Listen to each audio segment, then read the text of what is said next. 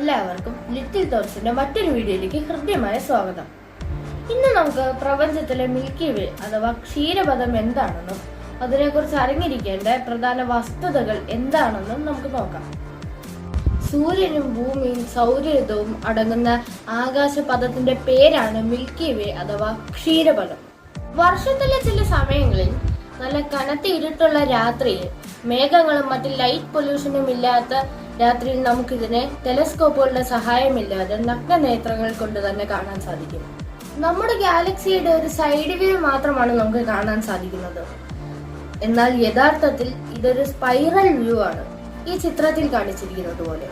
ഇതിന്റെ പാൽ പോലെയുള്ള വെളുത്ത നിറം കണ്ട് നമ്മുടെ മുൻഗാമികൾ നൽകിയ പേരാണ് മിൽക്കി വേ അഥവാ ക്ഷീരപഥം. കൂട്ടുകാർ, നമ്മുടെ മിൽക്കി വേനെ കുറിച്ച് അറിഞ്ഞിരിക്കേണ്ട പ്രധാന വസ്തുതകളാണ് ഇനി പറയാൻ പോകുന്നത്.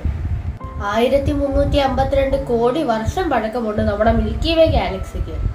1380 വർഷം മുമ്പാണ് ബിഗ് ബാങ് ഉണ്ടായത്. അതായത് ബിഗ് ബാങ് ഉണ്ടായതിനു ശേഷം 28 കോടി വർഷം കഴിഞ്ഞപ്പോൾ തന്നെ നമ്മുടെ മിൽക്കി വേ ഗാലക്സി ഉണ്ടായി.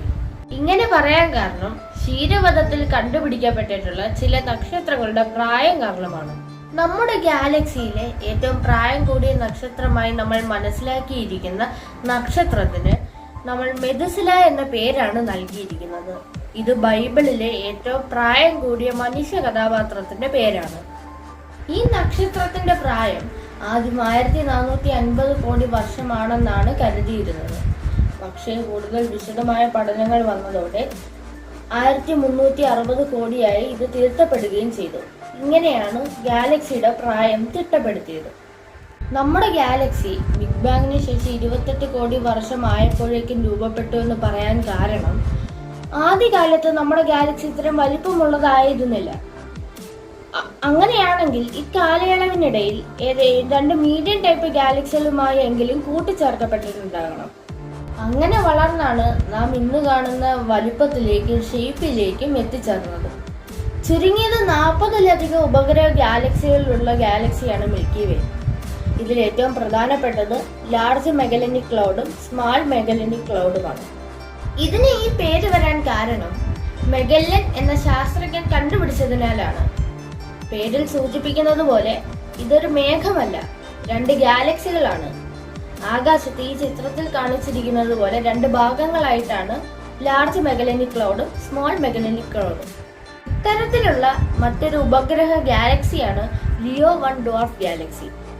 ഈയിടെ ഈ ഗാലക്സിയുടെ മധ്യഭാഗത്ത് ഒരു ബ്ലാക്ക് ഹോൾ ഉള്ളതായി കണ്ടെത്തി. ഇത് നമ്മുടെ മിൽക്കി വേ ഗാലക്സിയിലെ ബ്ലാക്ക് ഹോളുമായി കമ്പയർ ചെയ്യാൻ പറ്റിയ തരത്തിലുള്ളതാണ്. ഇത്തരത്തിലുള്ള മാസീവായിട്ടുള്ള ബ്ലാക്ക് ഹോളുകൾ ഉണ്ടാകുന്നത് ചെറിയ ചെറിയ ബ്ലാക്ക് ഹോളുകൾ കൂടിച്ചേരുന്നതിലൂടെ വളരെ സാവകാശം ഉണ്ടാകുന്നതാണ് സാധാരണ രീതിയിൽ കണ്ടുവരുന്നത്.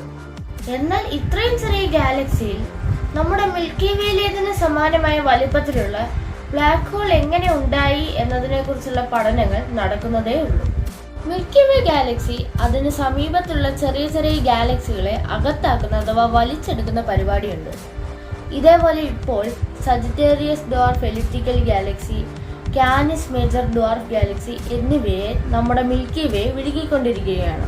ഇതുപോലെ പതുക്കെ ലിയോ 1നെ കൊണ്ട് വിഴുങ്ങിയാൽ എന്തായിരിക്കും സംഭവിക്കുക? അപ്പോൾ തീർച്ചയായും അതിലുള്ള സൂപ്പർമാസീവ് ബ്ലാക്ക് ഹോൾ അകത്താക്കപ്പെടും. അങ്ങനെ രണ്ട് ബ്ലാക്ക് ഹോളും കൂടി മെർജ് ചെയ്ത് ഒരു വലിയ ഭീമനായ ബ്ലാക്ക് ഹോൾ രൂപപ്പെടും. ഏതായാലും ഇതുവരെ അതിനുള്ള ലക്ഷണങ്ങളൊന്നും തെളിവായിട്ടില്ല. ഈ അടുത്ത കാലം വരെ മിൽക്കി വേ ഗാലക്സിയുടെ ഡയമീറ്റർ 1,00,000 ലൈറ്റ് ഇയേഴ്സ് ആണെന്നായിരുന്നു. എന്നാൽ ഇപ്പോൾ അത് അതിന്റെ റേഡിയസ് മാത്രമേ ആകുന്നുള്ളൂ എന്നാണ് കണ്ടെത്തിയിരിക്കുന്നത്. അതായത് ഡയമീറ്റർ 2,00,000 ലൈറ്റ് ഇയേഴ്സ് വരുമെന്നാണ് പറയുന്നത്. ഇതിനു ചുറ്റും വളരെ ദൂരെയായി ഒറ്റപ്പെട്ടു കിടക്കുന്ന നക്ഷത്രങ്ങളും ഉണ്ട്. നമ്മുടെ ഗാലക്സിയുടെ തിക്നെസ്, അതായത് വശങ്ങളിൽ നിന്ന് നോക്കുമ്പോഴുള്ള ഉയരം ഏകദേശം 1000 പ്രകാശ വർഷങ്ങളാണ്. ഇതോടുകൂടി മിൽക്കി വേ ഗാലക്സിയുമായി ബന്ധപ്പെട്ട വസ്തുതകൾ തീരുന്നില്ല. ഇതുമായി ബന്ധപ്പെട്ട കൂടുതൽ വസ്തുതകൾ നമ്മൾ അടുത്ത പാർട്ടിൽ ഇടുന്നതായിരിക്കും. അപ്പോൾ വീഡിയോ ഇഷ്ടപ്പെട്ടെങ്കിൽ ഷെയർ ചെയ്യാനും ലൈക്ക് ചെയ്യാനും സബ്സ്ക്രൈബ് ചെയ്യാനും മറക്കരുത്. അപ്പോൾ മറ്റൊരു വീഡിയോയിൽ കാണുന്നവരെ എല്ലാവർക്കും ഗുഡ് ബൈ.